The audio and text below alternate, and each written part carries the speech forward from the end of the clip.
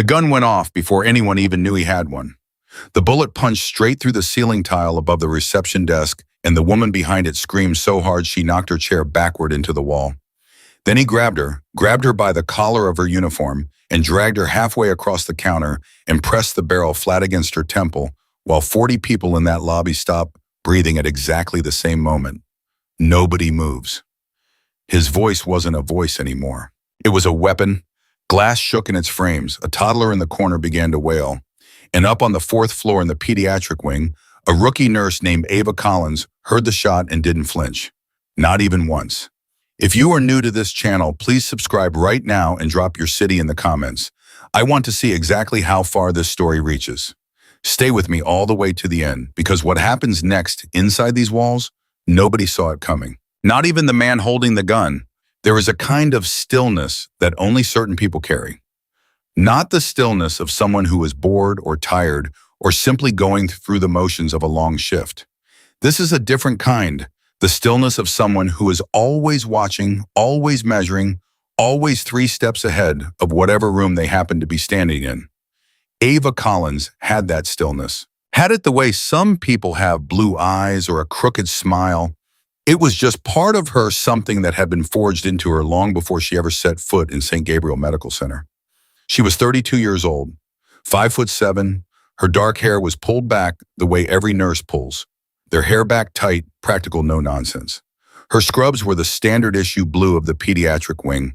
Her name badge said Ava Collins, RN, and beneath that in smaller letters, pediatrics. To anyone glancing her way on that particular Tuesday night, she was exactly what she appeared to be. A rookie nurse.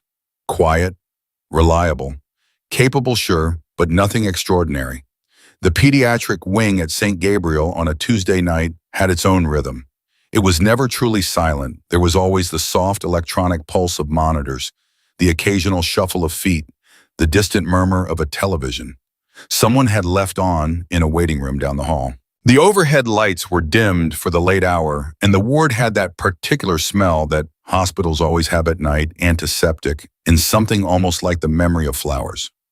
Room 4B had a 6-year-old named Marcus who refused to sleep without his stuffed elephant, and every 40 minutes or so, he would press his call button just to make sure someone was still out there. Room 4D had twin girls 8 years old, both recovering from a mild respiratory infection, both absolutely furious about being kept overnight. And room 4A had a boy named Daniel, 11 years old post-appendectomy, who had been watching Ava with quiet, serious eyes every time she came in to check his vitals, as though he was trying to figure something out about her. "You don't talk much," Daniel had said to her earlier that evening around 9 o'clock. Ava had glanced up from his chart and offered him a small, steady smile. "I talk when there's something worth saying." "My mom says that's rude." "Your mom's probably right." She adjusted his IV line with practiced ease, fingers moving without any of the tentative uncertainty that usually marks a first-year nurse. "How's the pain tonight, scale of 1 to 10? 3, maybe 4. He watched her hands. "You're not scared of anything, are you?" It wasn't really a question. Ava looked at him for a long moment before she answered. "Everybody's scared of something, Daniel." "Yeah, but you don't act like it." She tucked his blanket back into place and moved toward the door. "Get some sleep," she said. "I'll be right outside if you need me." And that was true. Ava was always right outside, right there, present in a way that her colleagues sometimes found quietly unnerving, though none of them could quite articulate why. Charge nurse Patricia Okafor, Pat to everyone who worked with her, had been at St. Gabriel for 19 years. She had trained more new nurses than she could count, and she had a practiced eye for the ones who were going to make it and the ones who were going to burn out by the end of their first year. Ava, she thought, was different from all of them, different in a way that Pat couldn't entirely put her finger on. "Collins," Pat had said to her at the start of the shift, handing over the patient charts with her characteristic efficiency. "You've got 7 patients tonight. Marcus in 4B is going to run you ragged with that call button, just so you know." "I know." Ava had already read every chart, all 7 of them, memorized them really the way you memorize a map before you walk into unfamiliar territory. Pat had studied her for a second. "You look tired." "I'm fine." "Ava, I've been doing this for 19 years. I know what fine looks like, And I know what not fine looks like. Ava had met her eyes calm, direct, utterly unreadable. I slept this afternoon. I'm good to go. Pat had held her gaze for a moment longer than necessary, then nodded and moved on. Because that was the thing about Ava Collins.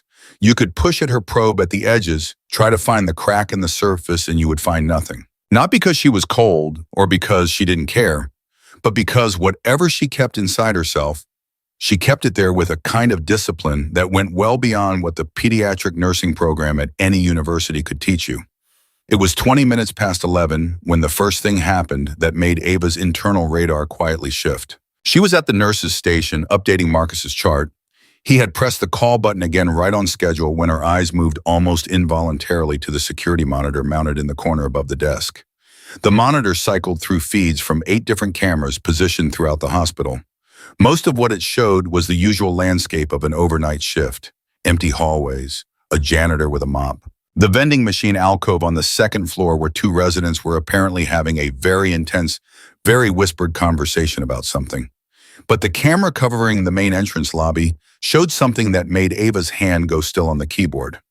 A man, standing just inside the sliding doors, not walking, not going to the reception desk the way everyone else who came through those doors at 11:20 at night would naturally do. Just standing there, looking. Ava watched the monitor for 6 seconds. The man was wearing a dark jacket, hood up, despite being inside, and he had his right hand tucked against his body in a way that was not casual. That was not the posture of someone who had come to visit a sick relative or someone who had wandered in from the cold. That was the posture of someone who was deciding something. She picked up the desk phone and dialed security. 2 rings. 3. Security, this is Torres. This is Ava Collins, up in pediatrics. I need you to look at your lobby camera right now. There's a man standing just inside the main entrance, dark jacket, hood up. He's been stationary for over 30 seconds, and he's holding his right arm against his body in a way I don't like. A pause. Okay, hold on. Yeah, I see him. Could be anything. Could be he's waiting for someone. Could be, Ava said, but I'd rather you check it out and feel foolish than not check it out. Oh, sure, yeah, I'll send Alvarez down. Thank you. She hung up. And then she did something that no one was watching closely enough to notice. She moved to the supply closet at the far end of the nurse's station, opened it, and took a quiet, methodical inventory of what was inside. Syringes, saline bags, bandage rolls, an oxygen tank with a pressure gauge she confirmed was full. She didn't touch anything. She just looked, the way someone checks their gear before they step out. She had been back at the desk for 4 minutes when every light in the hospital flickered. Not a full outage, just a stutter, 1 second of dimness, then full brightness again. The kind of thing that happens in old buildings during bad weather, except there was no bad weather tonight. Ava's eyes went immediately back to the security monitor. The lobby was empty. The man in the dark jacket was gone. She stood up. Hey, said Kevin Park, the night shift nursing assistant, who was currently eating a granola bar with the dedication of someone who had not eaten since 3 in the afternoon. What's up? When the lights flickered just now, Ava said, keeping her voice level. Did anything else go out? Any equipment alerts? Kevin chewed thought about it. I heard something in the stairwell, maybe like a door, but that could have been anything. Which stairwell? The one at the end of the hall. The south side, which was the closest access point to the pediatric wing from the main lobby. Ava looked down the hallway. Long, quiet, softly lit, 7 patient rooms away with closed doors. Marcus's call light was blinking again over 4B. She could hear the twins murmuring to each other through the door of 4D. Call Pat, Ava said quietly. Tell her to come to the station. And call security again and tell them the man from the lobby may have gone to the south stairwell. Kevin stopped chewing. Is this actually... Kevin? Her voice was completely calm. It was the calmness that got him later when he tried to explain it to people.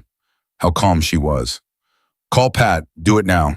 He reached for the phone. And then the sound came from the stairwell door, a hard metallic bang, like something had been thrown against it from the other side, and every patient monitor in the pediatric wing simultaneously alarmed as the fire suppression system triggered in the stairwell, pumping a wave of pressurized air through the building's ventilation that momentarily spiked every pressure sensor on the floor. Ava was already moving. She didn't run, she walked. fast and precise. Like every step was a decision she had already made. She positioned herself at the corner of the hallway, the corner that gave her sight lines in two directions without exposing her full body, and she watched the stairwell door. The fire alarm continued for 4 seconds. Then it stopped. The building went very quiet, and then the door opened. He came through it sideways back first, like he was checking something in the stairwell behind him before committing to entering the hall. And then he turned and Ava saw him fully for the first time, and she registered every detail in the span of a heartbeat. Mid-30s, roughly 180 pounds, unshaven hair, unwashed eyes that were doing that particular dance between hypervigilance and the edge of a complete breakdown. The jacket he wore was too heavy for the season. His right hand held a semi-automatic pistol. 9mm, she thought, though she couldn't confirm the model from this distance, and his grip was wrong.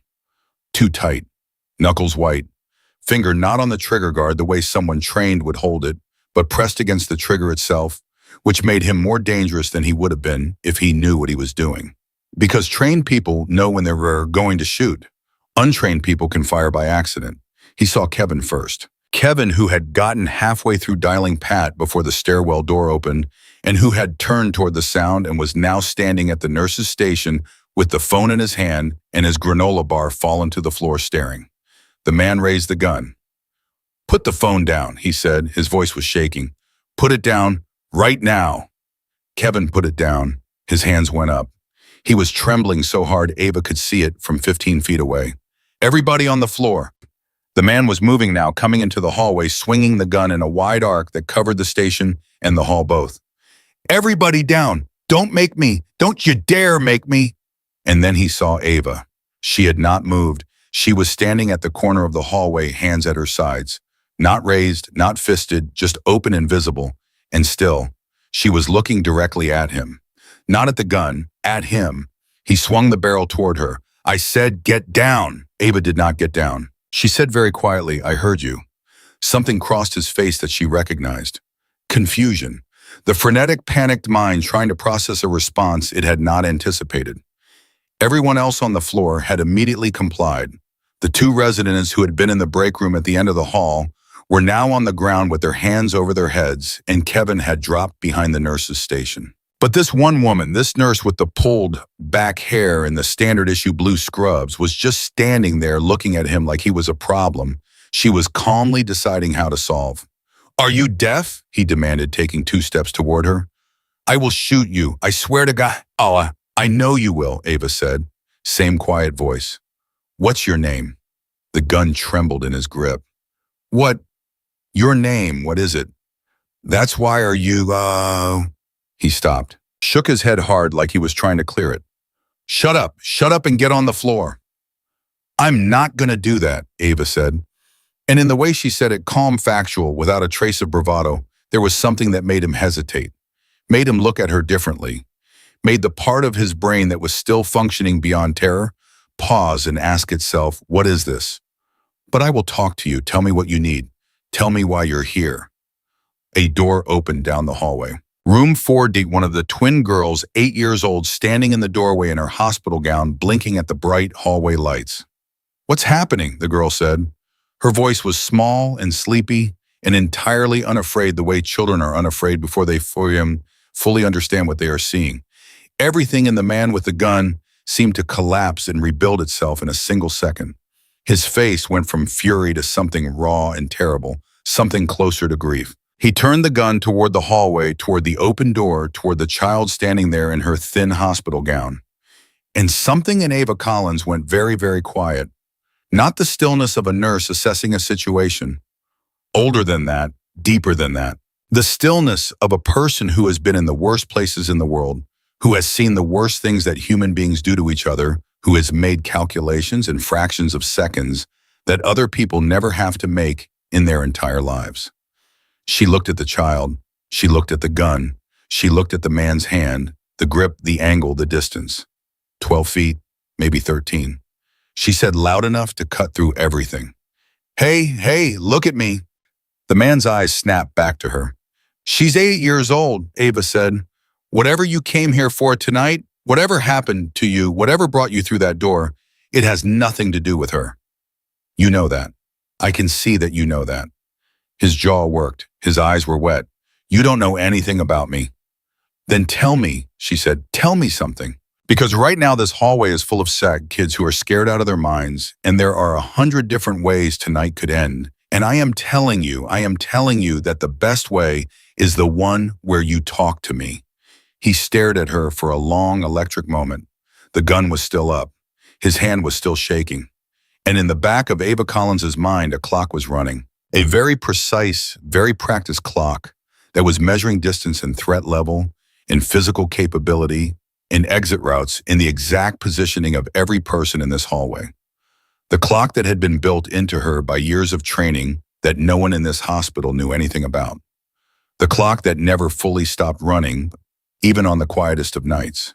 Even when she was checking vitals in room 4A and listening to an 11-year-old boy tell her she didn't seem scared of anything. Everybody's scared of something, Daniel. She was scared right now. She was scared the way she had been scared in places she was not supposed to name, doing things she was not supposed to talk about. But fear, she had learned a very long time ago, is not the opposite of action. Fear is just information. What you do with it is the only thing that matters. Tell me your name, she said again. Softer this time. Please. Down the hall, Kevin was still behind the nurse's station, pressed flat against the cabinet, his phone gripped in both hands under the desk. His hands were shaking. He was trying to dial 911 without looking at the screen. He was looking at Ava instead. He would think about this later, would tell people about it for years afterward, the detail that he could never quite make anyone fully believe. How she stood there, how she didn't shake, how her voice never changed, how she looked in that long, terrible moment, like someone who had been put in exactly this situation before. The man with the gun said very quietly, "My name is Ray." "Ray," Ava said. "Okay, I'm Ava." A pause. "Tell me why you're here tonight, Ray. Because someone who matters to you is here, isn't it?" Something broke open in his face, just for a second. And in that second, Ava saw the whole shape of it. Not a predator, not a terrorist, not someone who had come to this hospital to hurt people out of malice or ideology or cruelty. A desperate man. A man at the end of something. A man who had made a catastrophically wrong decision about how to get to whatever it was he needed. She saw it, and she kept it to herself. Because understanding why someone has a gun pointed down a hallway full of sick children does not change the math of the situation. It just changes how you talk to them while you work the math. "My brother," Ray said. His voice broke on the word. "They won't let me see my brother. They said nobody will tell me anything. They just keep saying family only, and I am his family, I am his only." The gun dipped slightly, just slightly. His arm was getting tired. "He could be dying in there, and they won't even let me." "What's your brother's name?" Ava asked. Caleb Mercer. He's in the ICU. They brought him in 2 days ago, and I've been calling, and they keep telling me I can't see him, and I don't." His voice shattered completely. "I don't know what else to do." Ava looked at him, and she breathed. Slow, steady, measured. The way she had been taught to breathe when everything around her was on fire. "Okay," she said. "Okay, Ray. We're going to figure this out." And in the room at the end of the hall, Daniel, the 11-year-old boy who had told Ava she didn't act scared of anything, was pressed against the wall beside his window, listening to every word. His heart was hammering. But his eyes were fixed on the hallway, on the shape of Ava Collins, standing between him and the man with the gun.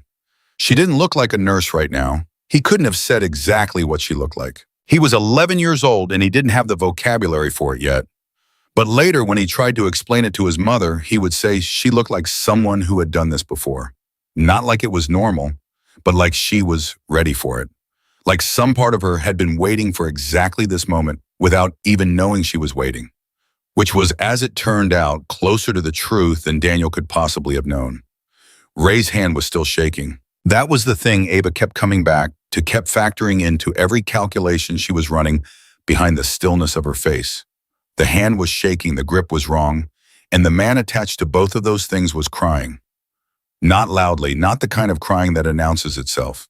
The quiet kind. The kind that happens when a person has been holding something too heavy for too long and their body simply stops asking permission. "Ray," she said again. Same tone, same distance, Not moving toward him, not backing away. How long has Caleb been in the ICU? He blinked. The question caught him somewhere he hadn't expected. Two days. 2 days and they won't.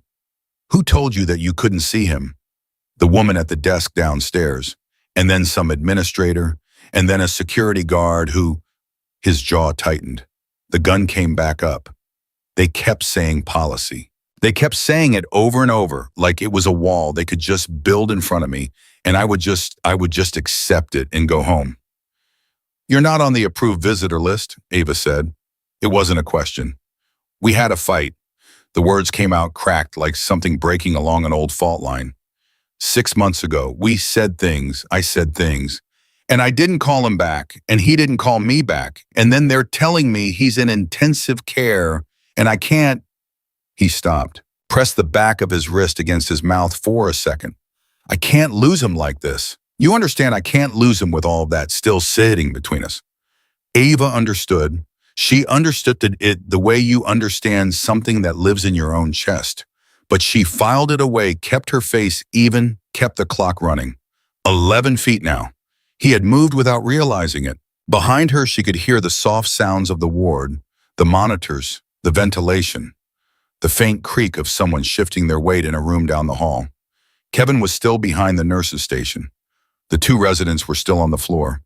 And somewhere in the building below, she knew the lobby was a different kind of chaos entirely. She had heard the shot.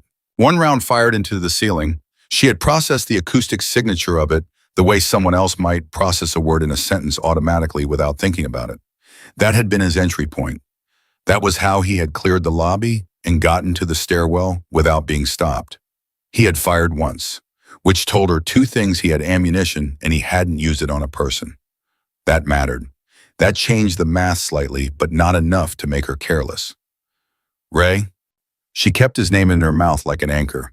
I need to tell you something, and I need you to hear me clearly. Okay. Can you do that? His eyes searched her face. What? You're going to hear sirens in about 4 minutes, maybe 3, because someone in this hospital has already called the police, and they are coming, and when they arrive, this situation is going to become much harder to control. Much harder for you. Do you understand what I'm saying? Something flickered across his face. Fear, but a different color of it now. The fear of consequence. Of no return. I'm not going back to... He stopped himself. Back to where Ray is silence.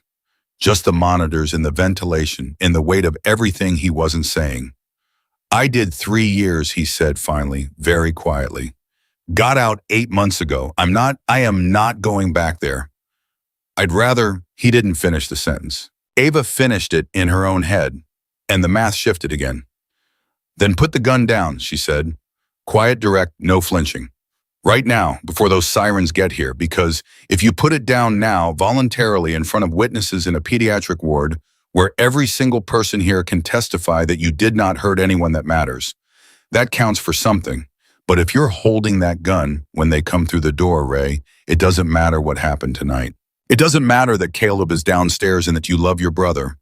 All they will see is the gun. His breathing was ragged. His eyes were moving to the gun, to her, to the hallway behind her back, to her. How do I know you're not just... You don't, she said. You don't know anything about me. Same way I don't know anything about you except what you've told me in the last 4 minutes. But I am standing right here and I am not lying to you, and I think somewhere in the part of you that is still thinking clearly, you know that. 3 seconds. 4. 5. And then from down the hall came a sound that Ava had been dreading since the moment she heard Ray mention his brother. Room 4B Marcus. 6-year-old elephant tucked under one arm, standing in the open doorway of his room with the particular confidence of a child who has decided that whatever is happening out in the hallway is probably more interesting than trying to sleep. Nurse Ava, his voice was small and clear and absolutely devastating in its innocence. I heard a loud noise. Is somebody yelling? Ray spun toward the sound. The gun came up. Ava moved. Not all the way. Not yet. Just one step, placing her body in the angle between Ray's line of sight and Marcus, and her voice came out sharp and controlled, cutting through the air like a hand slicing through water. Marcus, go back inside and close the door. Right now, do not argue with me. But I heard Marcus. Her voice dropped into something that was not a nurse's voice and not quite a human voice either, something that lived below language, below argument, something that simply said obey. Inside. Now. He went. The door clicked, shut. Ray was breathing in short, fast bursts. The gun was still up, but his arm was trembling badly now. And Ava could see the exhaustion in it, the physical cost of holding that much tension in a single limb for this long. He's 6, she said, low and steady. He is 6 years old and he has been in this hospital for 4 days because his white blood cell count is doing something his pediatrician doesn't like. He has a stuffed elephant named Gerald, and he calls me every 40 minutes to make sure I haven't gone anywhere. She paused. Let it land. He is not your enemy, Ray. Nobody in this hallway is your enemy, and you know that. You've known it since you came through that door. Ray's face was doing something complicated, something that was pulling itself apart from the inside. His voice broke completely. I just need to see him. I just need 5 minutes. That's all I came here for. 5 minutes with my brother. I know, Ava said, and she took one step closer, slow, visible, nothing hidden. And we are going to figure out how to make that happen. But first I need you to lower that gun, not drop it, not throw it, just lower it. Arm down, that's all. Can you do that for me? The seconds stretched. Somewhere below them, the first siren reached the building. Faint but there. Growing, Ray heard it. She watched his face change. Ray. His name one more time. She had said it 11 times now. She had counted. Arm down, right now, before they get here. His arm came down, not all the way. The gun was still in his hand, pointing at the floor now instead of the hallway. But it was down, and his shoulders, for the first time since he had come through that door, dropped by half an inch, just half an inch. But she felt it like a change in air pressure. Okay, she said quietly. Good. That's good, Ray. Behind her, she could hear Kevin moving. She said without turning, Kevin, stay where you are. And Kevin, who would later say that he had never in his life been more grateful to be told to do nothing, stayed exactly where he was. Ava took another step. She was 8 feet away from him now. Close enough to see the dark circles under his eyes. Close enough to see the way his fingers were still flexing around the grip of the gun grip and release the body, trying to decide something the mind hadn't committed to yet. Tell me about Caleb, she said. What does he look like? The question clearly blindsided him. What? Tell me about him. What does he look like? Ray stared at her, and then slowly something in his face began to change. The frenzy dropped out of it. Not all at once, but piece by piece, the way ice melts. He's bigger than me, always was. Even when we were kids, he had 2 inches on me at least. A breath, almost a laugh, but not quite. He's got our dad's nose. Big crooked thing. He used to hate it when he was a teenager. Now he doesn't care anymore, I guess. What else? Ava said. He's an electrician. He's been working for the same company for 12 years. Another breath, steadier. He's got a daughter, my niece. She's 4. Her name is Sophie. His voice cracked on the name. She calls me Uncle Ray, and he stopped, pressed his lips together hard. I haven't seen her since the fight, 8 months. I missed 8 months of her being 4 years old because I was he shook his head, too stubborn. Is Sophie's mom with Caleb right now? Ava asked. Downstairs.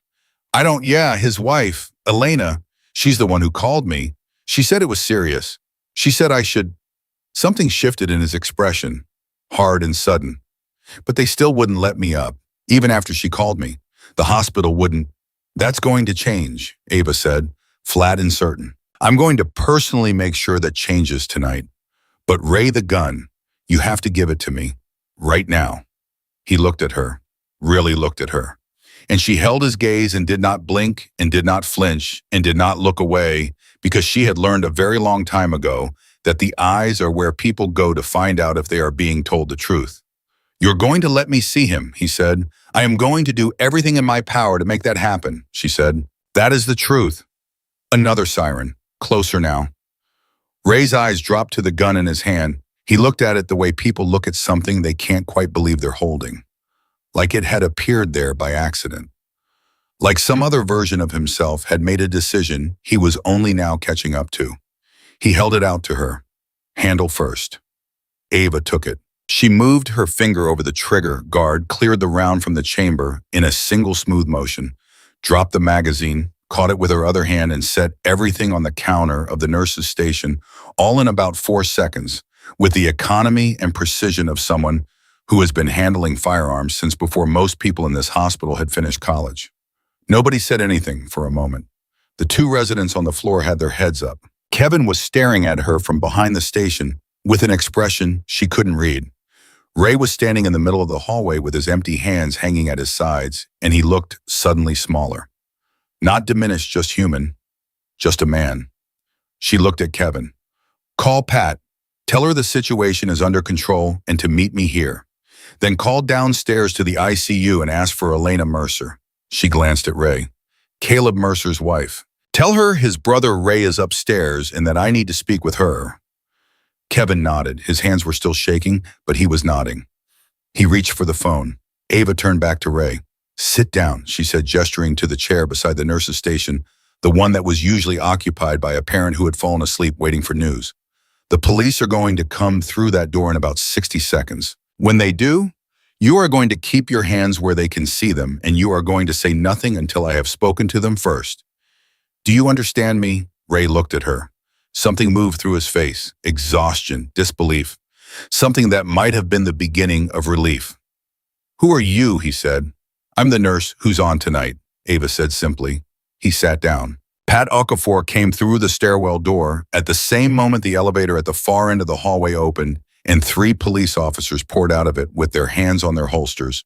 And for approximately 2 seconds, the hallway of the pediatric wing at St. Gabriel Medical Center was the most densely loaded room in the entire building.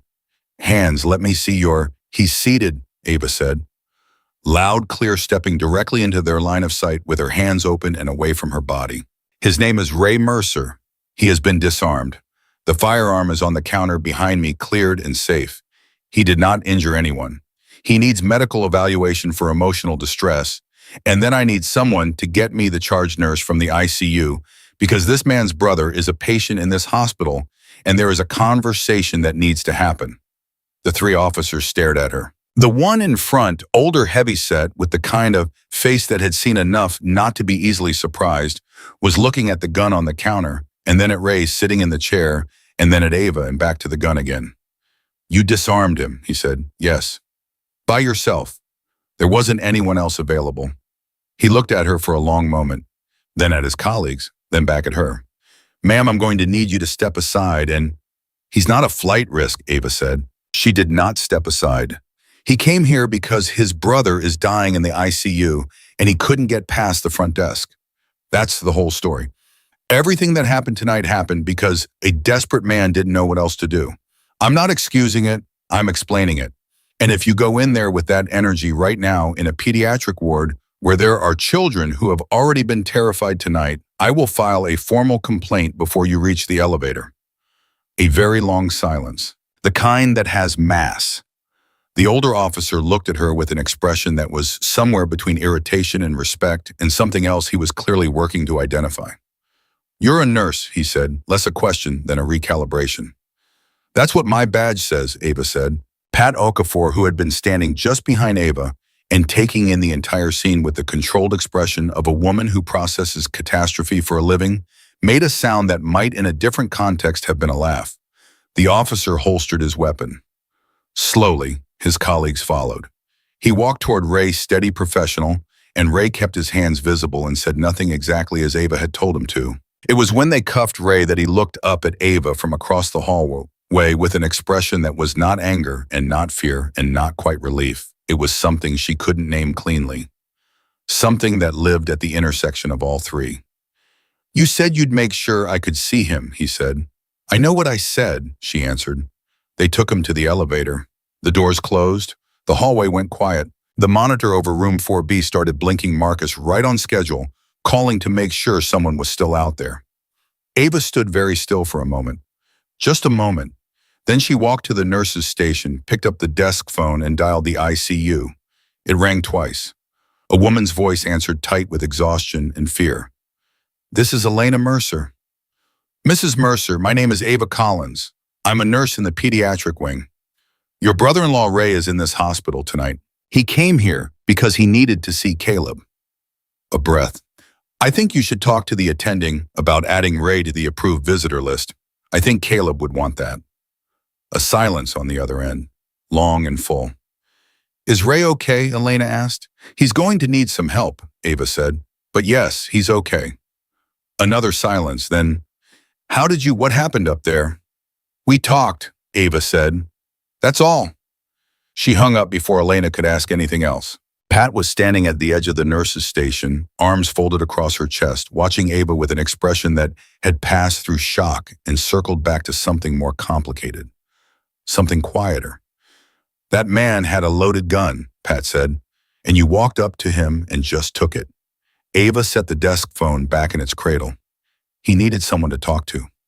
Ava, Pat's voice was low and careful, the way you'd approach something you weren't sure about. That move you made with the firearm, clearing the chamber, catching the magazine. She paused. I've been in this hospital for 19 years. I've seen nurses do a lot of things. I have never seen a nurse do that. Ava was quiet. Where did you learn to do that? Pat asked. The question sat in the air between them.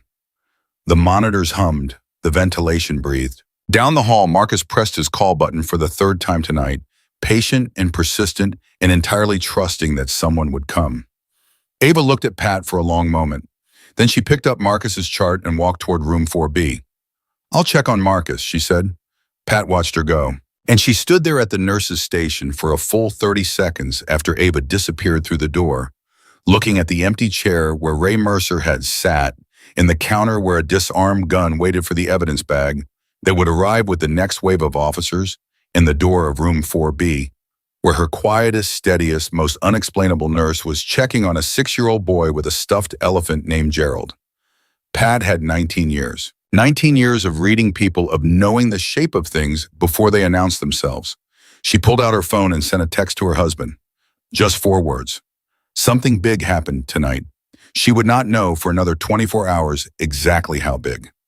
Marcus was asleep by the time Ava came back out of room 4B. She had sat with him for 7 minutes longer than she needed to check his vitals, but exactly as long as it took for his breathing to slow and his grip on Gerald the elephant to loosen and his eyelids to stop fighting gravity.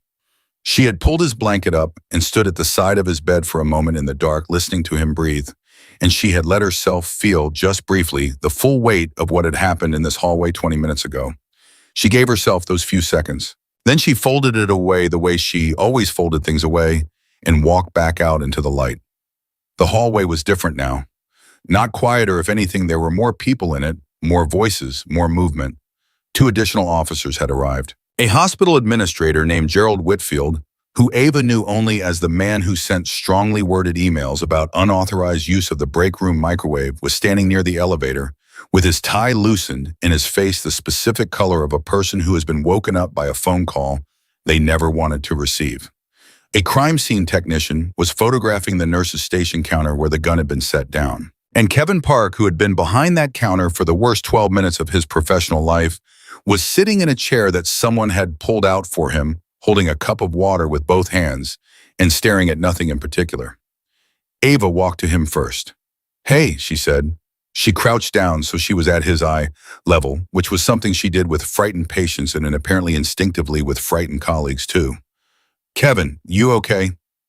He looked at her. His eyes were doing the thing that eyes do when the adrenaline has burned off and the body is trying to recalibrate. I dropped my granola bar, he said. I know. It was my last one. I had it in my locker since Tuesday, and I was saving it for tonight because Tuesdays are always slow, and I thought... He stopped, shook his head. A sound came out of him that was halfway between a laugh and something that was not a laugh at all. I almost dialed 911 with my thumbs. I've never been so scared in my entire life. You did good, she said. I didn't do anything.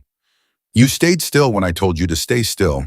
In a situation like that, doing nothing is doing something.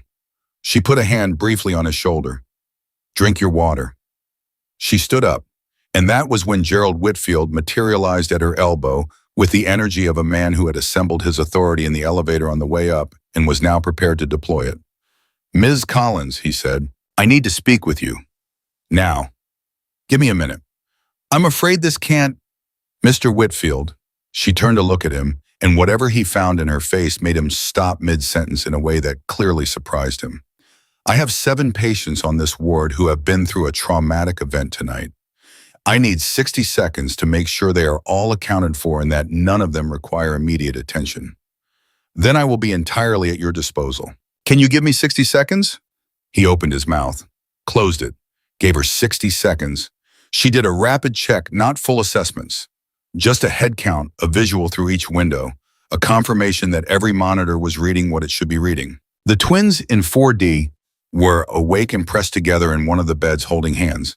And when Ava opened the door, they both looked at her with a particular kind of frightened attention that children reserve for moments when they know something serious has happened, but haven't been told what. She told them there had been an incident, but that it was over, that everyone was safe, that she was right outside. The older twin, older by 4 minutes, and deeply aware of those 4 minutes, asked if the man with the gun had been caught. Ava said yes. The younger twin asked if he was going to come back. Ava said no. She believed both answers. Daniel's room she saved for last. She pushed open the door to room 4A and found him sitting up in bed with his arms around his knees and his eyes already on the door waiting for her. Are you all right? She asked. Yeah. A pause. Is everybody else all right? Yes. He looked at her for a moment. You took the gun away from him, he said. Not a question. He had heard it through the door, the sound of it, the chamber clearing, the magazine dropping. Ava met his eyes. Yes. How did you know how to do that? Daniel. I'm not going to tell anyone, he said quickly, with the earnest urgency of an 11-year-old who understands that something important is being handled carefully. I want to know. Because the way you talked to him, the way you just stood there, that wasn't normal nurse stuff. I've been in the hospital a lot and I've never seen a nurse do that. Ava looked at this child, post up, exhausted, scared, and somehow still sharper than half the adults currently standing in her hallway, and she felt something move in her chest.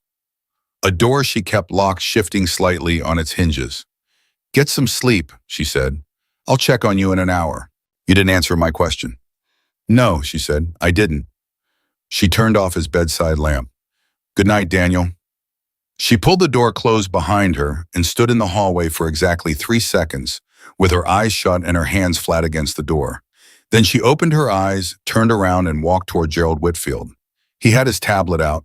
He always had his tablet out. Ms. Collins, he said, pulling up something on the screen. I need to understand exactly what happened here tonight. From the beginning. Walk me through it. So she did. She gave him the sequence in the order it happened, clipped and precise, with the same kind of verbal efficiency she would have used in a different context writing an after-action report. She gave him facts. She gave him timeline. She gave him nothing she wasn't prepared to give. When she finished, Whitfield was quiet for a moment. He looked at his tablet, then at the counter where the gun had been, then at her. You said you cleared the chamber yourself. Yes. And you caught the magazine. Yes. Ms. Collins. He chose his words with visible care. Where does a pediatric nurse learn to field strip a firearm? I didn't field strip it. I cleared it. Those are different things. That's not really an answer. No, she agreed, it isn't.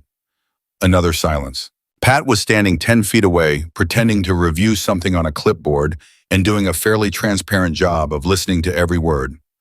I'm going to need a full written statement before the end of your shift, Whitfield said. And I'm going to recommend that the hospital's legal team speak with you in the morning.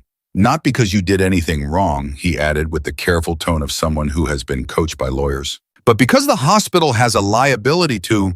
I understand, Ava said. I'll have the statement on your desk by 6.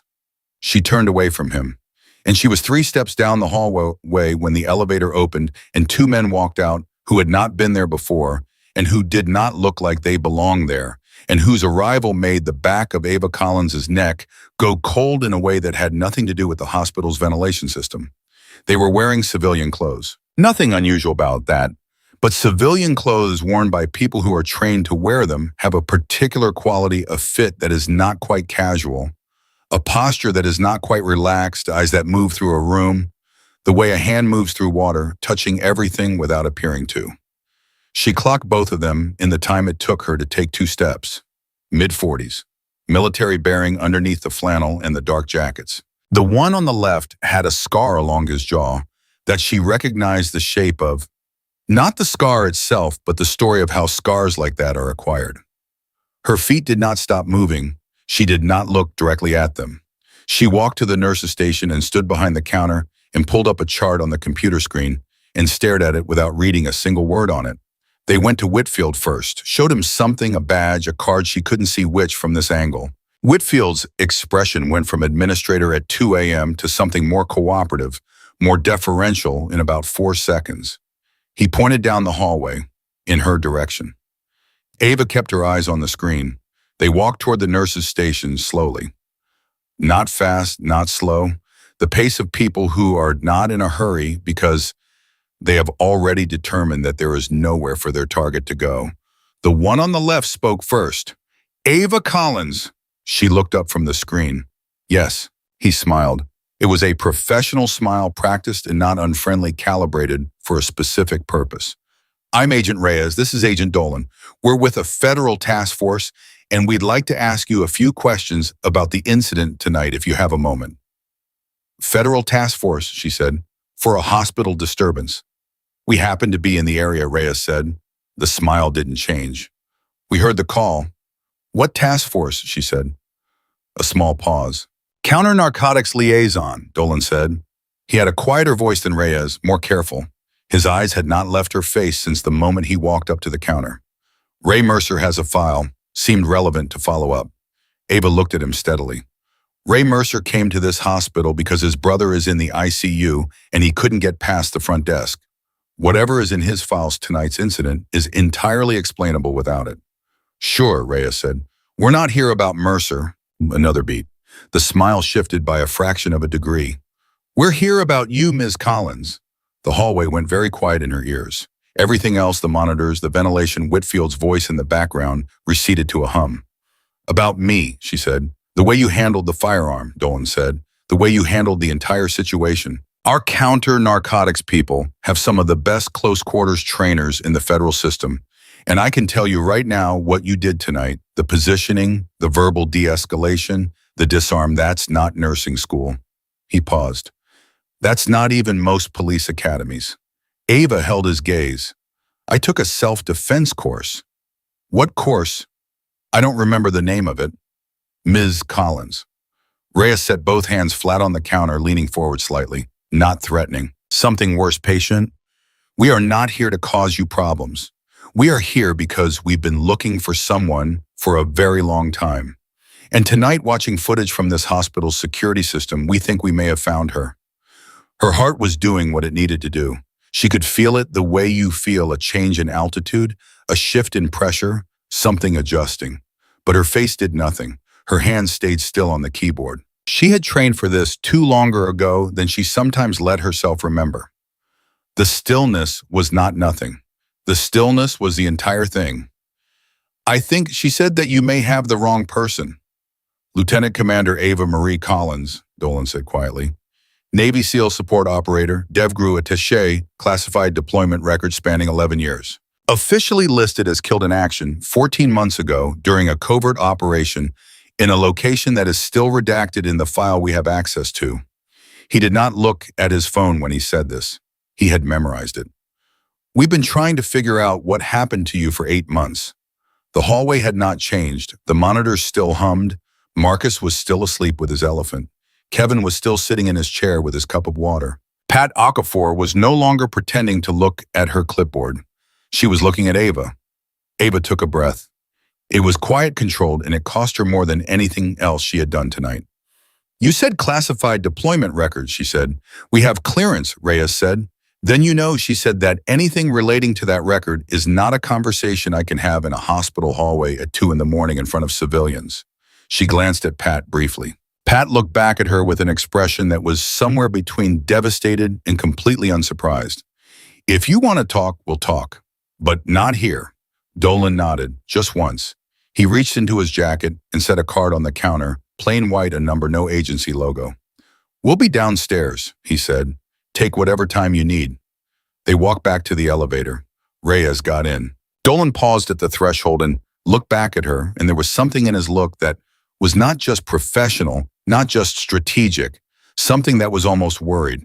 For what it's worth, he said, what you did tonight, protecting these kids, that's not nothing. The elevator doors closed. The hallway breathed. Pat walked to the nurse's station and stood across the counter from Ava and said nothing for a long moment. She just looked. And Ava looked back at her, and something passed between them that didn't need words. The recognition between two people who have both been through enough to know when something real is happening. Navy SEAL, Pat said finally, not shocked, more like someone confirming a thing they had already half known. Pat, I've been watching you for 4 months, Pat said. 4 months. And I kept thinking there is something about this woman, something that doesn't add up.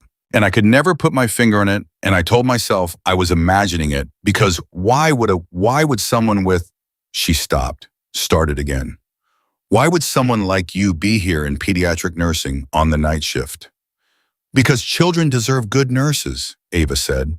And she meant it. She meant it completely, which was the most honest thing she had said tonight. Pat stared at her. Her eyes were bright. Not with tears, not exactly, with something harder than that. Are you in danger? No. I'm not in danger, Ava said again. I promise you that. Those men downstairs are going to want answers that I'll give them when I'm ready to give them. She straightened up. Her voice was even. Her hands were steady. I have 5 hours left in this shift and 6 patients who need a nurse. So that's what I'm going to be for the next 5 hours. Is that all right with you? Pat held her gaze for 10 full seconds. It felt longer. You know, she said quietly, you're the best nurse I've had on this ward in 3 years. Ava didn't say anything. I mean that, Pat said. Whatever else is true tonight, that part is true. Avi looked down at the counter for a moment, at the white card Dolan had left sitting between the keyboard and the hand sanitizer dispenser. She picked it up, turned it over, set it back down. I need to check on the twins, she said. She had walked 4 steps down the hallway when Kevin called after her from his chair, where he had been quietly absorbing everything with the enormous eyes of a man recalibrating his entire understanding of the last 4 months. Ava, he said. She stopped, looked back. That granola bar you got from your locker last week, he said. The one you gave me when I said I hadn't eaten since noon. A pause. That was your last one, wasn't it? She looked at him for a second. Something moved across her face, not quite a smile, but close to the shape of one. Good night, Kevin. She walked to the twins' room, and inside she sat on the edge of the bed that both girls had crowded into together. And she let them ask their questions, the younger one, and then the older one, and then both of them at once, and she answered what she could answer and held the rest of it quietly inside herself, the way she always held things. She stayed until both of them were tired enough to stop asking, until the older one's head had dropped onto her sister's shoulder and the room had gone soft with the sound of children sleeping. She sat for an extra minute in the dark. Downstairs in the lobby, or some quiet office off of it, 2 men were waiting for her. They had a file with her name on it and a list of questions that started with how and ended with why, and at some point tonight or tomorrow or the day after, she was going to have to answer them. She knew that. She had known since the moment the elevator doors opened that the wall she had built around her old life was cracked now, and that a cracked wall, unlike an intact one, required a decision. You could repair it, or you could walk through it. You could not simply stand beside it and pretend it was still whole. She would go downstairs. She would talk to them. Not because she owed them answers, but because some part of her had understood from the moment she cleared that gun and set it on the counter that this was the night everything changed. You can only be invisible for so long before the thing you are hiding from finds you, or before you stop wanting to hide. But not yet, not for another 4 hours. For another 4 hours, she had patients who needed her. She stood up from the edge of the bed, smoothed the blanket over both sleeping girls, and walked back out into the hallway, where the lights were steady and the monitors were calm, and the pediatric wing of St. Gabriel Medical Center was against all reasonable expectation, quiet again. Daniel's call light was on over room 4A. She almost laughed. She walked to his door, pushed it open, and found him exactly as she had left him, sitting up, knees to his chest, waiting. You're supposed to be asleep, she said. I know, he said. I wanted to make sure you were still here. Ava looked at him for a moment. 11 years old, smart enough to ask the right questions and wise enough to know when not to push them. "I'm still here," she said. She turned off his light. She went back to her station. She pulled up her charts and worked through the rest of the night the way she worked through everything, steady, precise, and entirely present, while underneath the surface of her, something was finally irrevocably beginning to move. The statement she wrote for Whitfield took 40 minutes. She wrote it at the nurse's station between 2:40 and 3:20 in the morning, with her patients quiet behind their closed doors and Kevin dozing in his chair, and the rest of the hospital existing in that particular suspended state that only happens between 3 and 4 a.m. when the world seems to hold its breath. She wrote it carefully. She gave Whitfield his timeline, his sequence of events, his facts.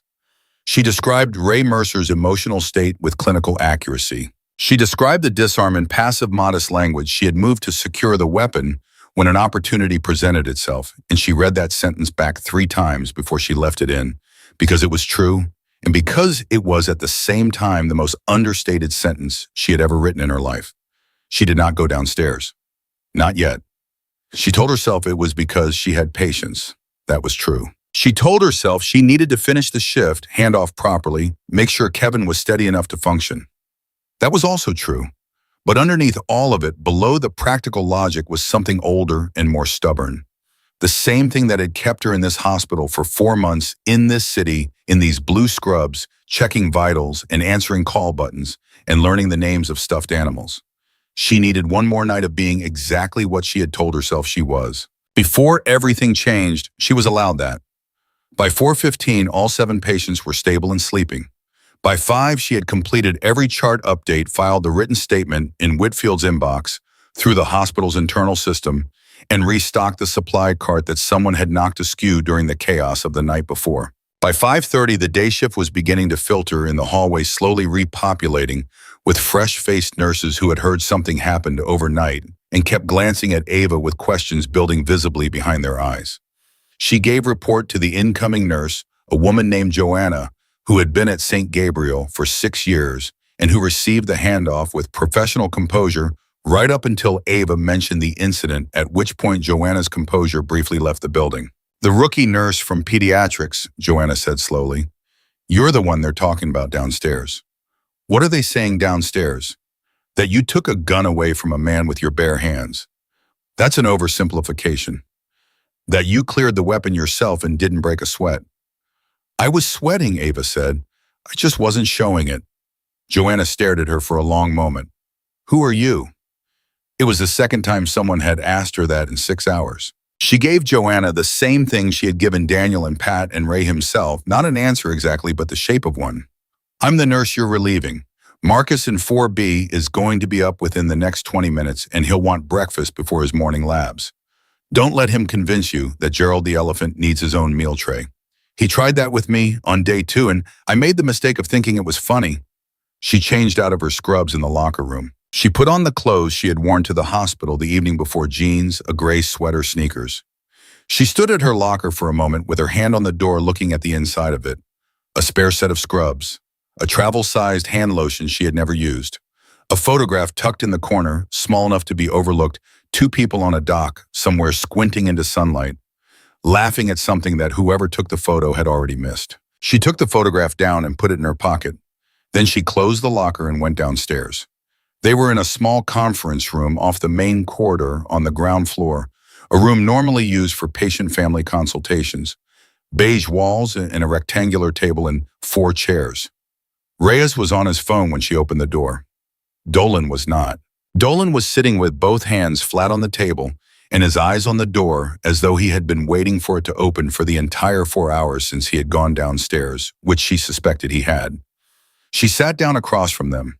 She put her bag on the floor beside her chair. She folded her hands on the table and waited. Reyes pocketed his phone. He and Dolan exchanged a glance that communicated something she filed away without decoding it yet. Then Reyes opened a folder on the table and set a photograph in front of her. She looked at it without touching it. It was a surveillance photo, grainy, and shot at distance, of a woman who walked with a particular kind of economy through what appeared to be an airport terminal. The woman's hair was different. The clothes were different. But the posture was unmistakable. "Zurich," Dolan said. "7 months ago. We almost had a team on the ground to make contact, but the asset we were using burned the location, and by the time we re-established, you were gone. That's not me, she said. Ava. Dolan's voice was quiet, not unkind. We have 11 more of these. Different cities, different months. We've been building this picture for a long time.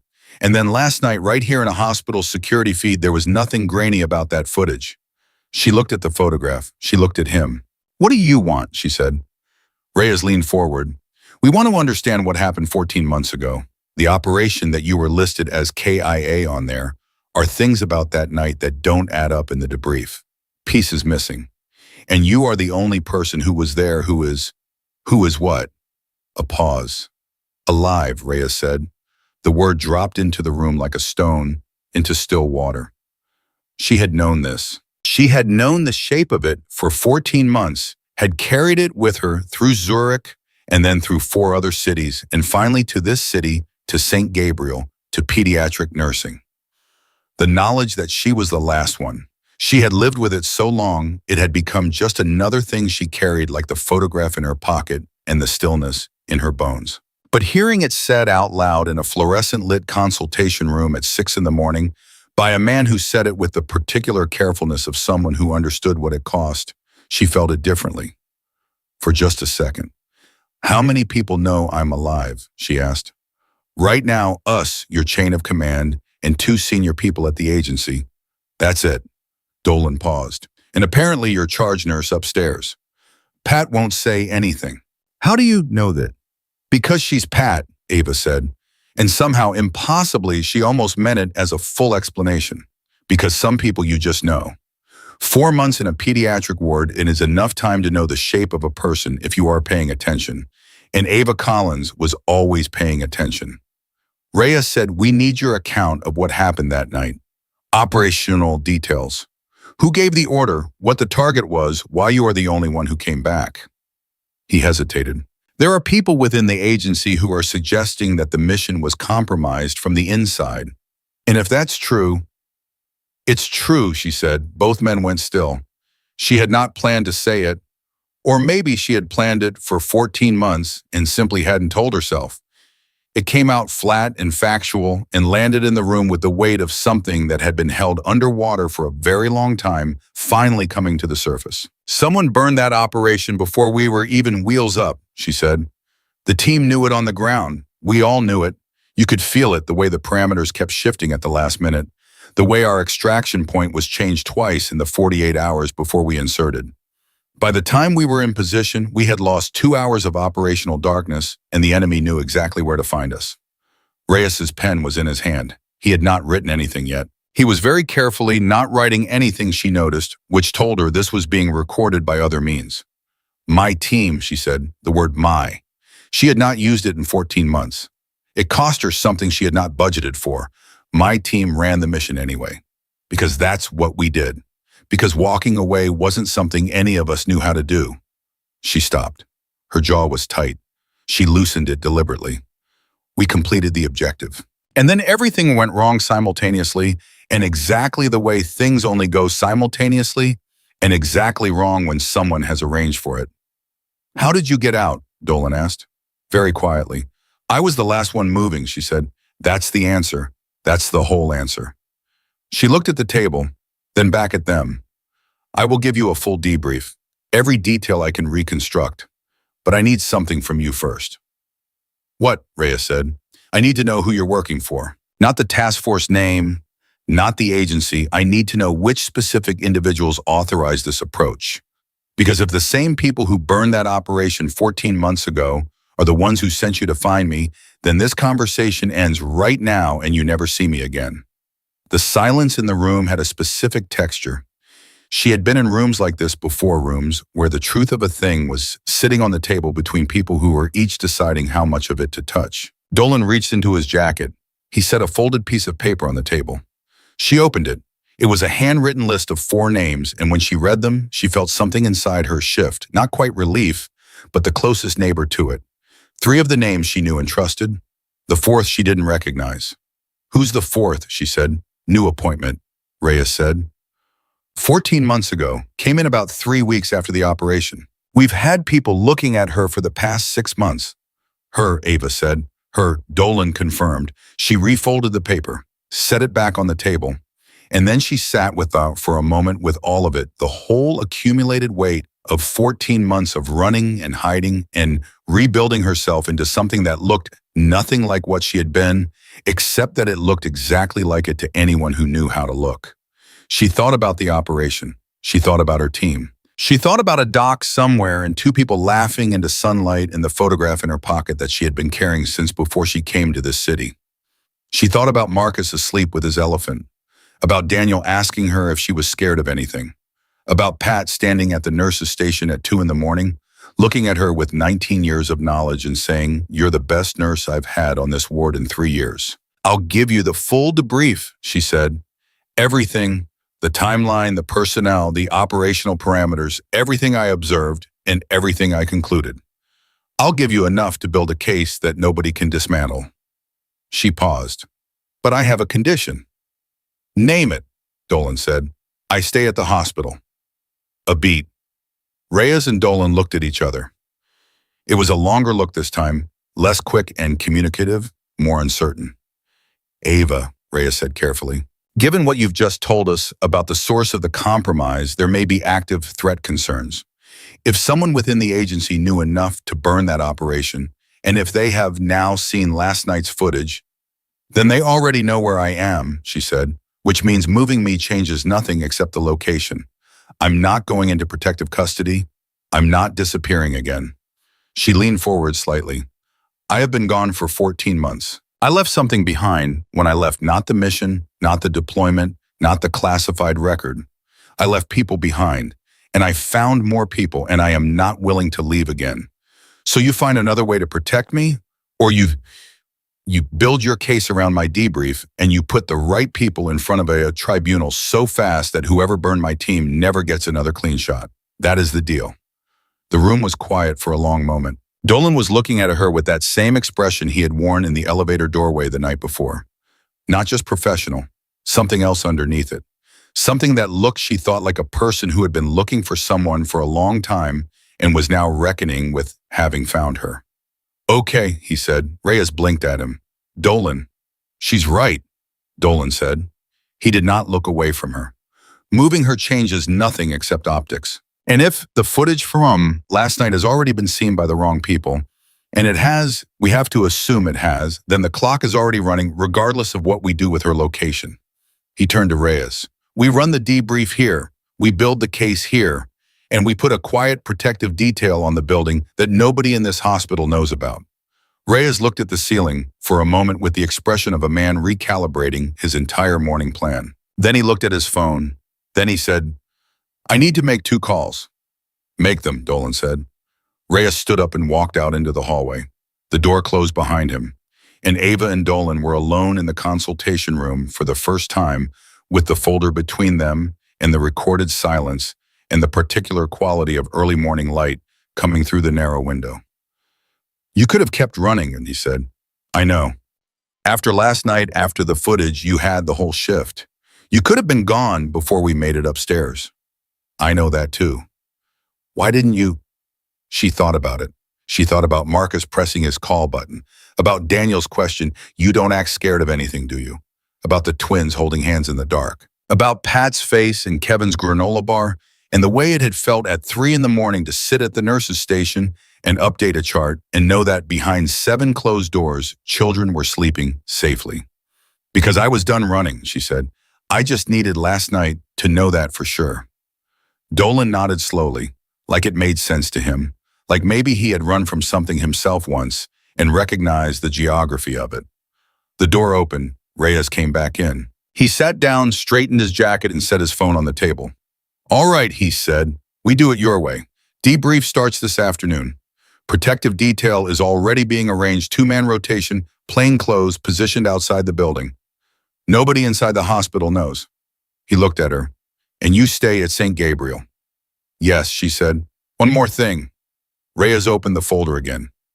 He set a second photograph on the table, and this one was different from the first. It wasn't surveillance.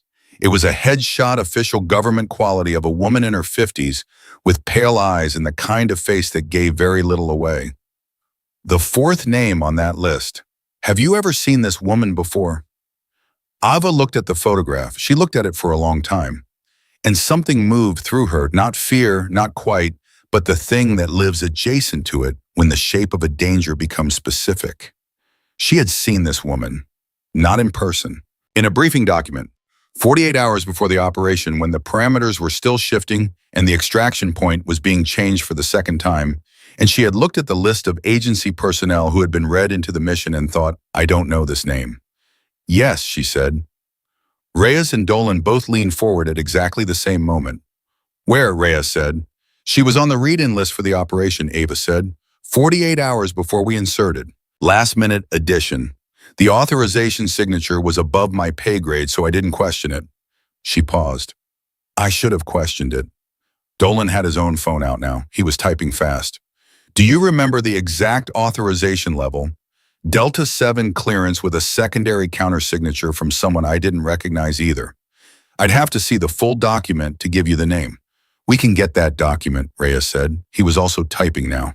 If what you're saying is accurate, if she was read in 48 hours before insertion, then she had everything she needed to give the operation away, Ava said. Timeline coordinates, personnel, everything. The atmosphere in the room had shifted completely. It had the quality of a room where something has just been confirmed that has been suspected for a long time, and the confirmation is both a relief and a new heavier problem. Okay, Dolan said. He put his phone down. He looked at her with the full weight of someone who has just understood that the case they have been building for 8 months has just developed a foundation they hadn't known to look for.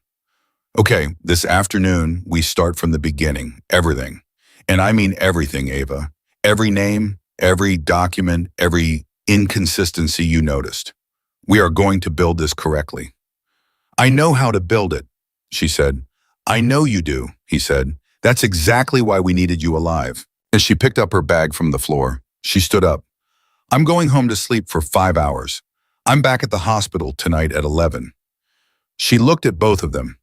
If anything changes before then, if the threat level shifts, if you pick up any surveillance on the building, you call me directly. Not through channels, directly. Agreed, Dolan said. She walked to the door, and she had her hand on it when Reyes said, Miss Collins. She stopped. The man from last night, Mercer. His brother we checked. Caleb Mercer was upgraded to stable this morning at 4:40. They moved him out of the ICU. She stood very still for a moment with her hand on the door. Does Ray know? His lawyer told him at 6:15, she nodded. She did not say anything else. She pushed open the door and walked out into the main corridor of St.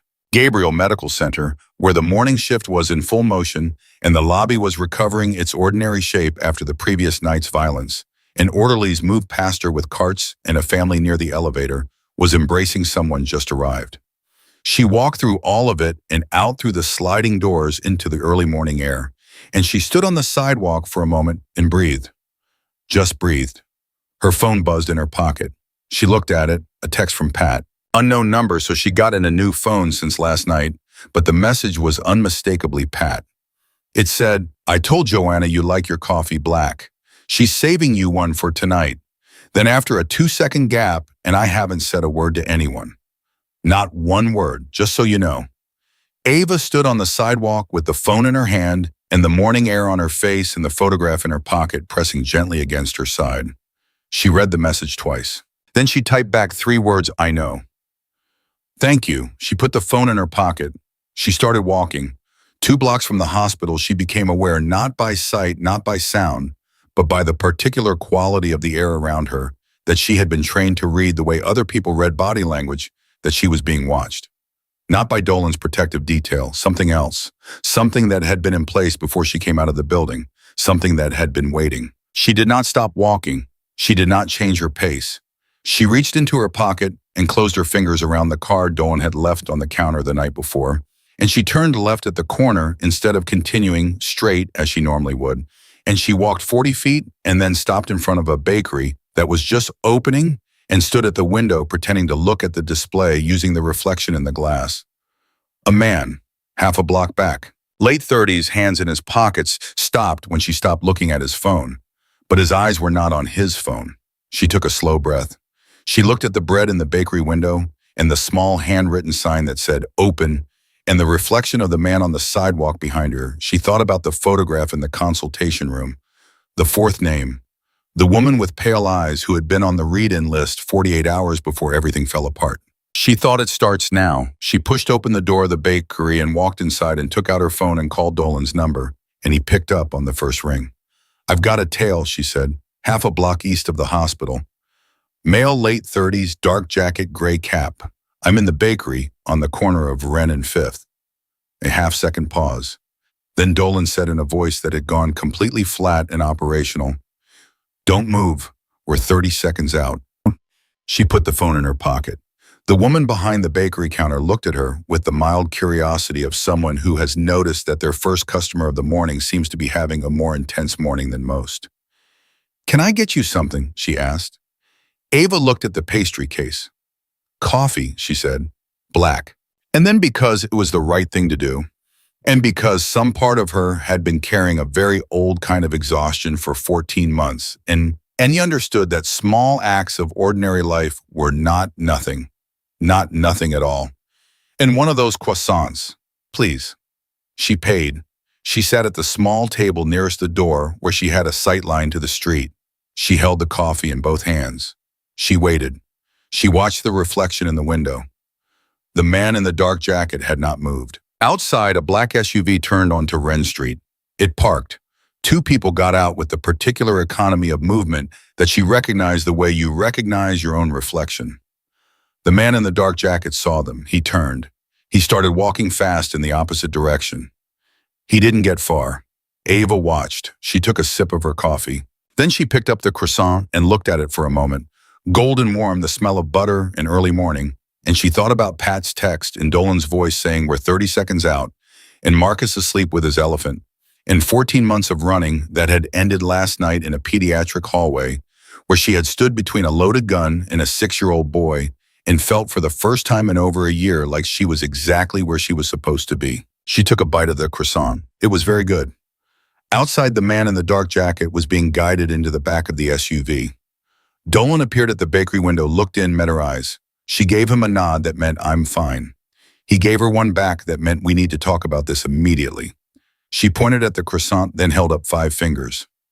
He looked at the ceiling in the particular way of a federal agent who was being asked to wait 5 minutes during an active situation. Then he nodded and moved away from the window. She ate her croissant. She drank her coffee.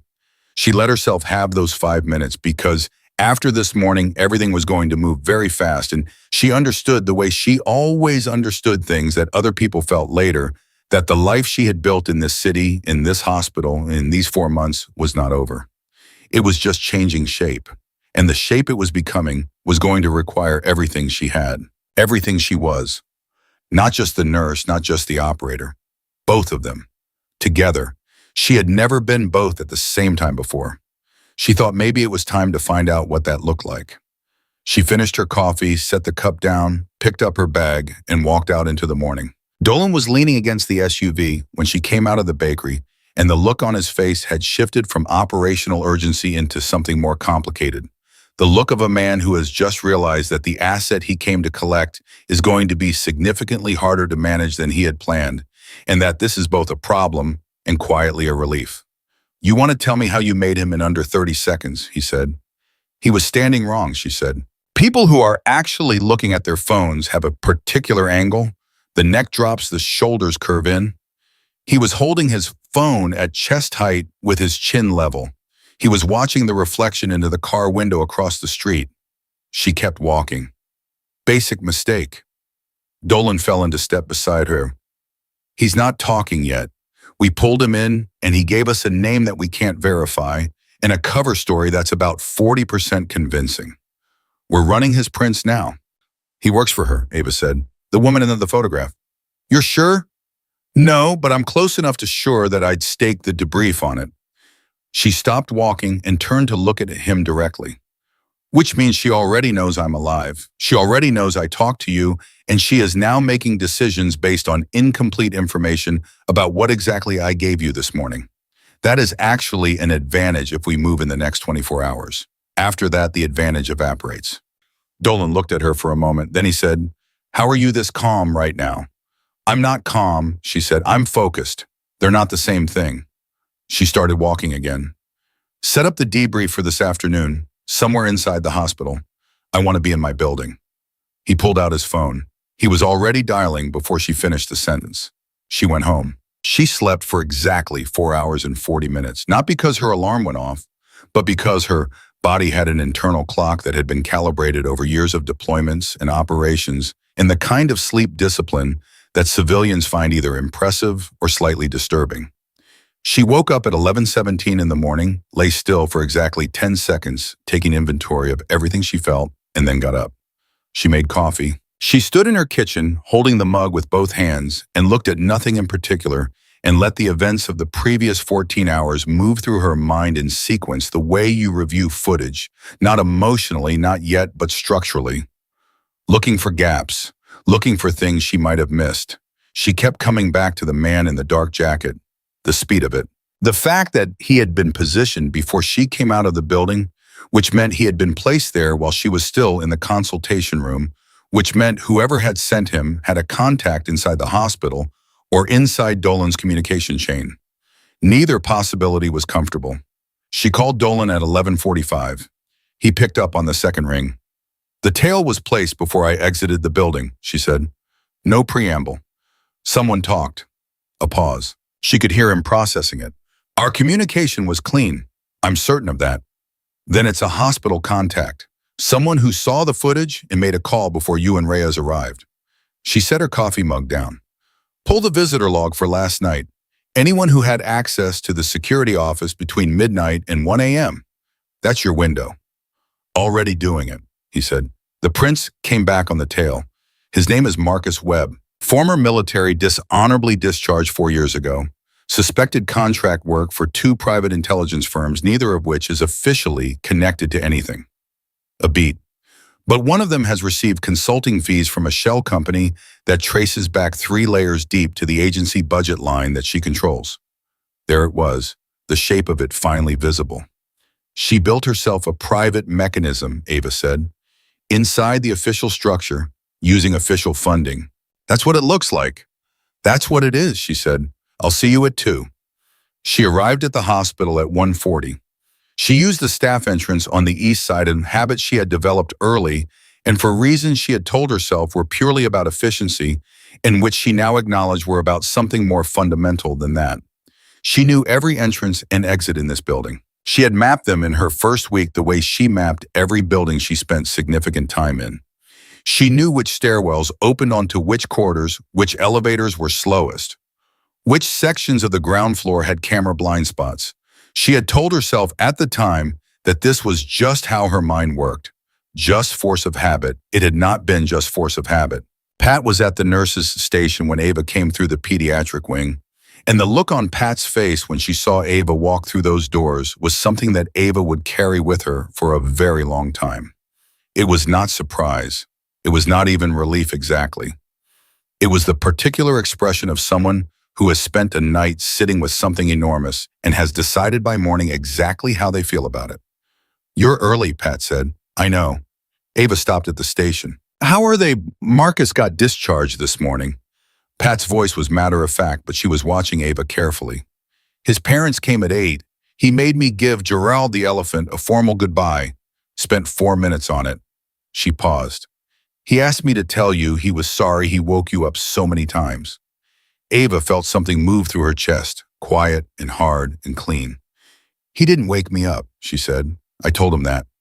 Pat folded her hands on the desk. "Daniel's mother came in at 9. Someone told her what happened last night. She asked to speak to the nurse who had been on. I told her you were coming in this afternoon." A pause. "She cried, Ava. She stood right here and she cried, and she said she needed to thank you personally." "She doesn't need to thank me. I was doing my job." "You were doing considerably more than your job, and you know it." Pat's voice was steady and direct and entirely without accusation. "I need to ask you something."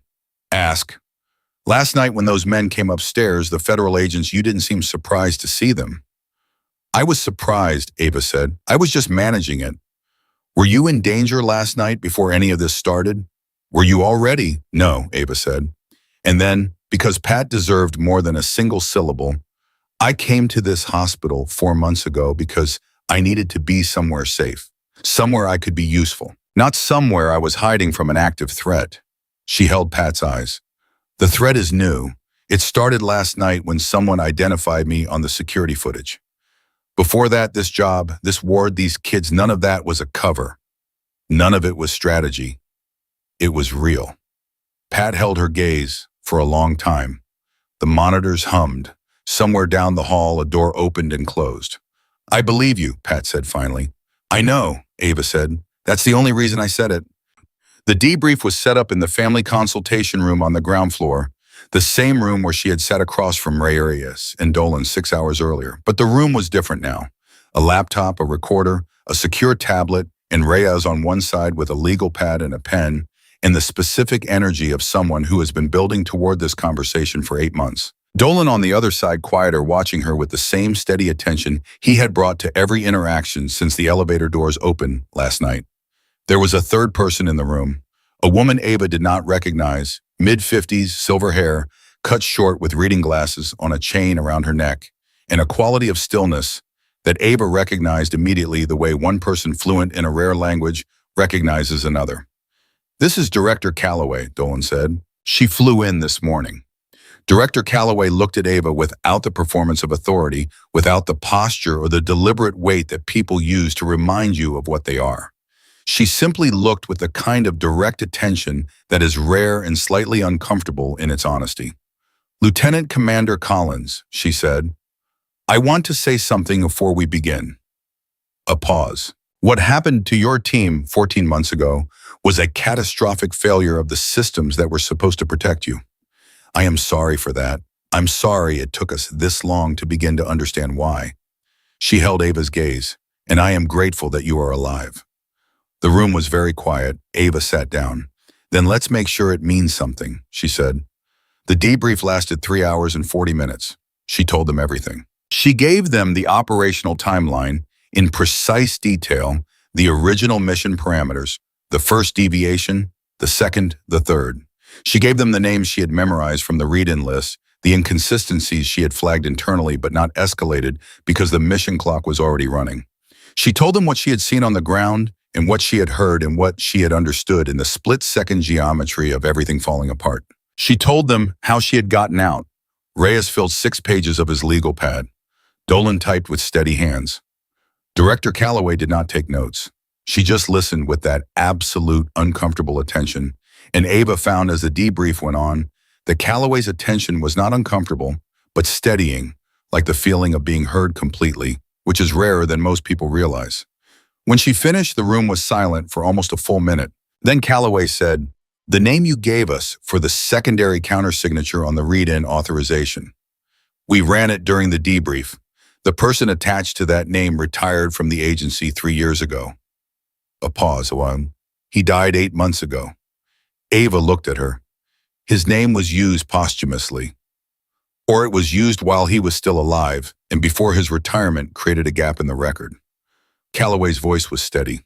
Either way, it gives us a chain of documentation that we can now trace with the correct context.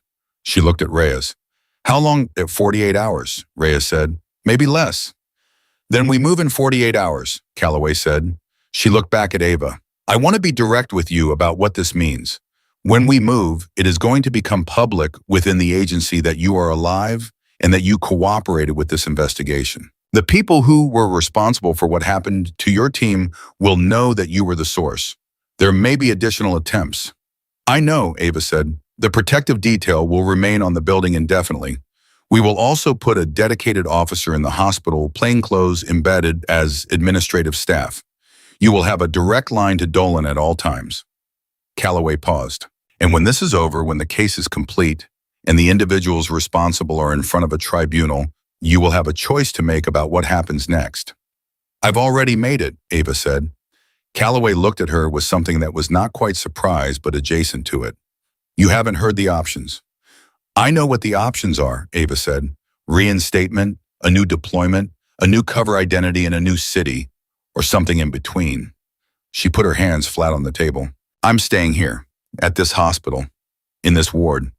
She did not say it with aggression or with the defensive energy of someone anticipating an argument. She said it the way she said most true things, quietly, directly, and with the weight of something that had been decided at a level below argument. I came here because I needed somewhere to land, and I landed. Whatever I have to do to resolve what happened 14 months ago, I'll do it. But this is where I come back to. Calloway looked at her for a long moment. Then she said something that Ava had not expected. My daughter was a patient in a pediatric ward for 11 days when she was 7 years old. I remember the nurses, not the doctors, the nurses, the ones who came in at 2 in the morning when she was scared and sat with her until she stopped being scared. A pause. I understand what you're saying. Dolan, who had been quiet for several minutes, said, there's something else you need to know. He opened the folder in front of him and set a photograph on the table. Not the woman with the pale eyes. Someone else. A man younger sitting at a table in what appeared to be a restaurant, photographed from distance. We picked this up on surveillance 2 hours ago. He's been in the city since yesterday morning. He arrived before the incident last night. Ava looked at the photograph. The man's face was half turned, but enough was visible. Enough for her to feel the bottom of something drop out. That's Carter, she said. Her voice did not change, but something did something internal that the room could not see, and that only Dolan, who had been watching her face carefully for the past 4 hours, registered at all. Thomas Carter, she stopped. He was listed as KIA on the same operation. The room went very still. Listed as KIA, Reyes said slowly. Yes. She looked at the photograph again, made herself look at it. He was ahead of me in the extraction sequence. I saw him go down. I was certain. She stopped again. Something was working in her face that she was working equally hard to contain. Are you certain this is current, this photograph? Taken at 12:40 today, Dolan said. She sat back in her chair. She put both hands in her lap. She breathed through it, the shock, the complicated grief of someone who has mourned a person, discovering that the mourning was wrong, which is a kind of grief that does not have a clean name. Carter. She had carried his loss for 14 months alongside all the others, but Carter's had a particular weight because Carter had been her closest collaborator on that team, the person whose tactical thinking most closely matched her own, the person she had trusted absolutely. He's alive, she said, flat processing. He's alive, Dolan confirmed, and we don't know whose side he's on. There it was, the thing underneath the thing. The possibility that opened up like a trap door under everything she had told herself she understood about that night. He could have been turned, Reyes said carefully, before the operation, or after. If he survived and was captured or he got out the same way I did, she said. And he's been running for 14 months without knowing if he could trust anyone any more than I did. She looked at the photograph. Or he's the one who burned the operation in the first place. The silence that followed was the heaviest one yet, because all three possibilities were equally real, and only one of them was survivable in the way she needed things to be survivable. We need to bring him in, Calloway said. Yes, Ava agreed. You do? She paused. Let me do it. Absolutely not, Reyes said. If he's been running for 14 months, he's going to be as wary as I was. More maybe depending on what happened to him after extraction. If 2 federal agents approach him, he disappears. If I approach him, she paused. If I approach him at minimum, he stops running long enough to talk. And if he's the one who burned the operation, Dolan said, then I'm the best person in this room to handle that conversation, she said. The flatness in her voice was not cold. It was something more specific than cold. The particular steadiness of a person who has accepted a hard possibility and made their peace with it ahead of needing to. Calloway looked at her for a long time. We maintain visual coverage, she said finally. Full team, audio if possible. She looked at Reyes, who looked like he was swallowing something difficult. How quickly can you set it up? Tonight, Dolan said. He was looking at Ava.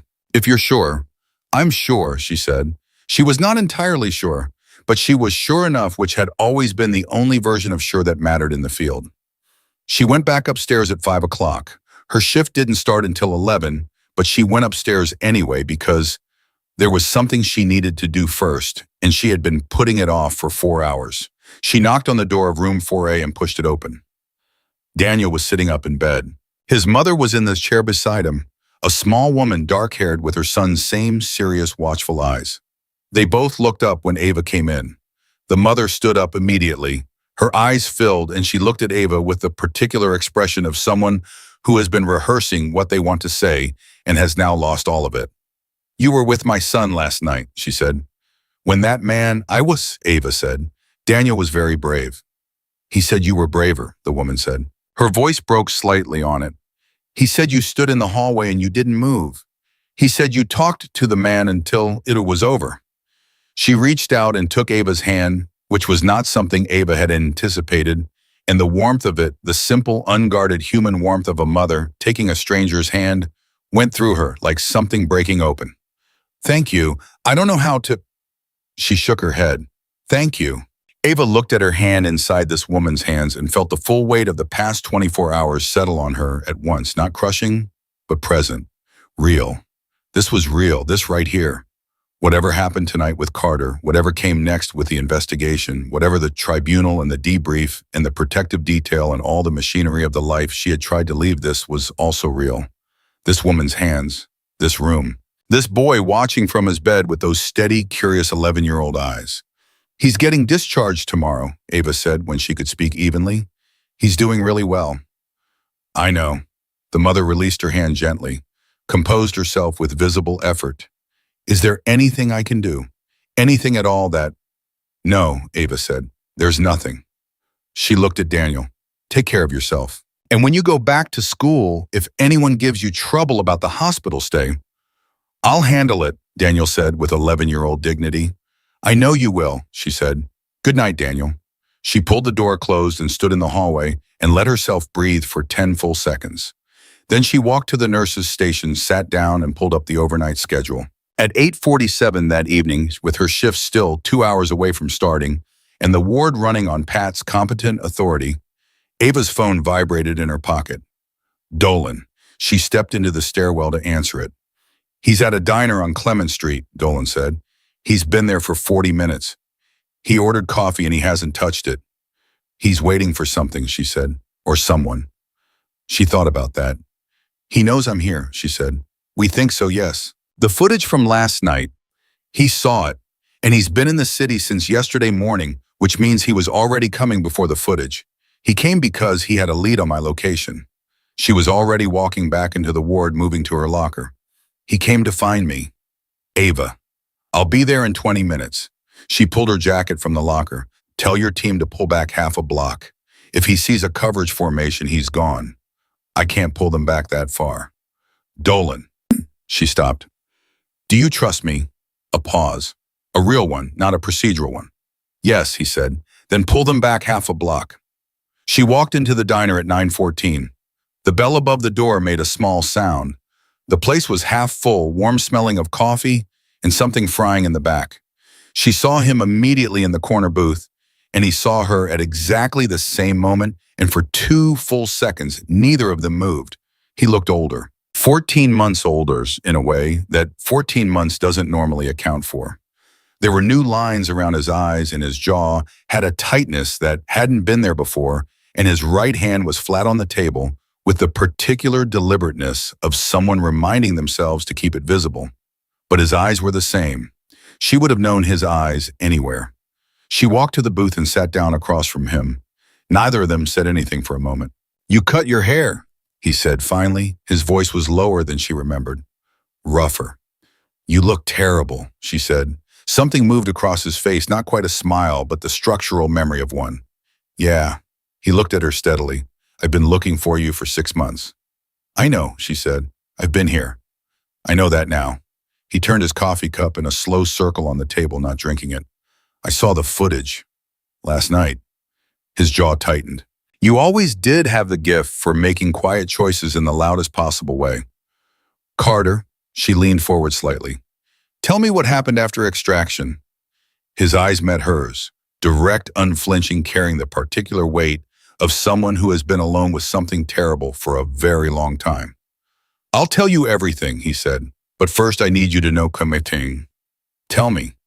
I know who burned the operation, he said. I've known for 11 months. And I've been trying to build the case without any resources and without being able to trust anyone and without knowing if you were. His voice broke on the last word just briefly, just a crack in the surface before he sealed it shut again. I thought you were dead, Ava. For 3 months I thought you were dead. She looked at him across the table. The diner moved around them, plates, voices, the sound of the kitchen, ordinary life in full motion. And inside it this, the two of them. The last ones. I'm not dead, she said. No, he said. You're not. He looked at his hands, then back at her. I have documentation. Everything. Copies in 3 different locations. Names, transactions, communications, enough to take the whole thing down. He met her eyes. I just needed someone I could trust to hand it to. You have that now, she said. He nodded, slow, something releasing in him that had clearly been held for a very long time. The 4th name on the list, he said. The woman. We know, Ava said. Dolan's team is 48 hours from moving. Carter looked at her steadily. Then we need to move in 24, he said, because she knows you're alive and she knows you talked, and she is not someone who waits to be cornered. Ava reached into her pocket and pressed Dolan's contact. He picked up instantly. We need to accelerate, she said. Tonight. Carter has documentation enough to close it. Tell Calloway we move at first light. A pause. Then Dolan, I'll make the call. She put the phone on the table between her and Carden and looked at him across it. Outside, the city was doing what it always did, moving, breathing, going about the business of a regular evening in a way that had no awareness of and no interest in what was happening in this corner, booth, in this diner, in these 2 people who had each spent 14 months surviving the unsurvivable and had found their way by completely different routes to the same table. How did you know I was in this city? She asked.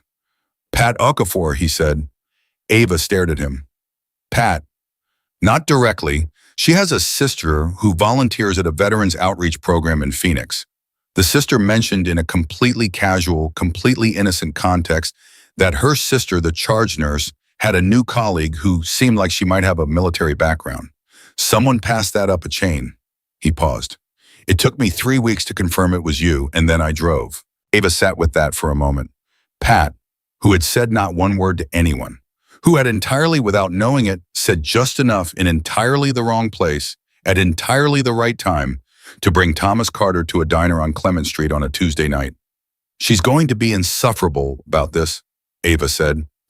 Carter looked at her, and this time the smile made it all the way to the surface. Yeah, he said. Probably.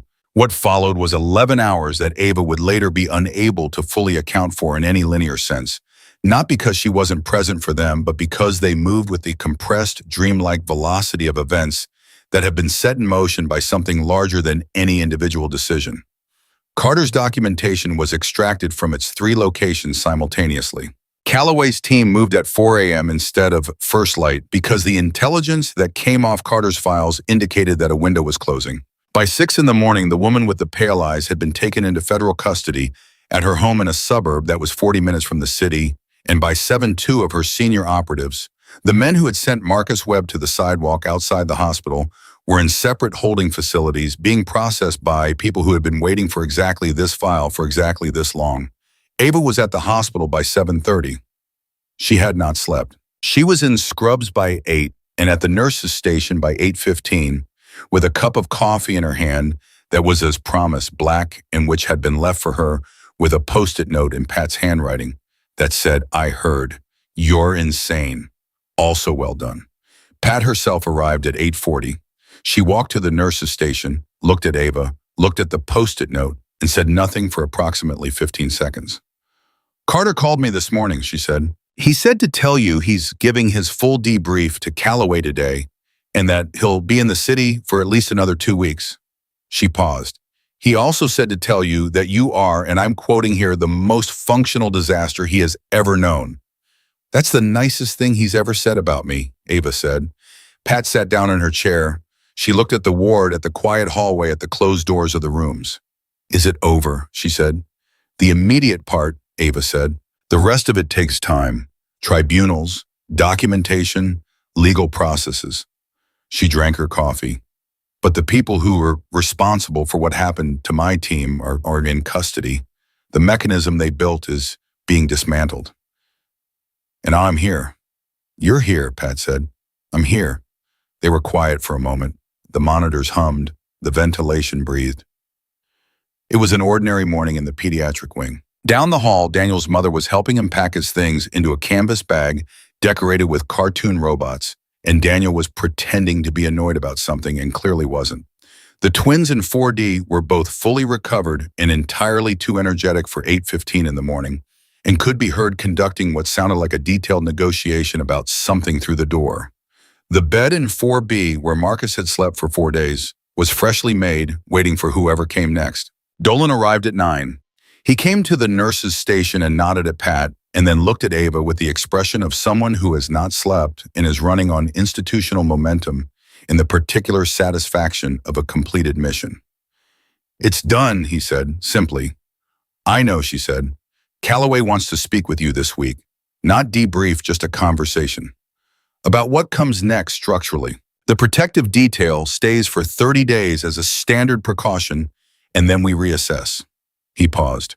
"And Carter is asking if you'll meet him for dinner." He used the word please. "I've never heard Carter say please before, so I thought you should know." "Tell him I'll think about it," she said. Dolan almost smiled. "I'll tell him that." He started to turn away, then stopped. "For what it's worth, what you built here, before any of this, the nursing, the patients."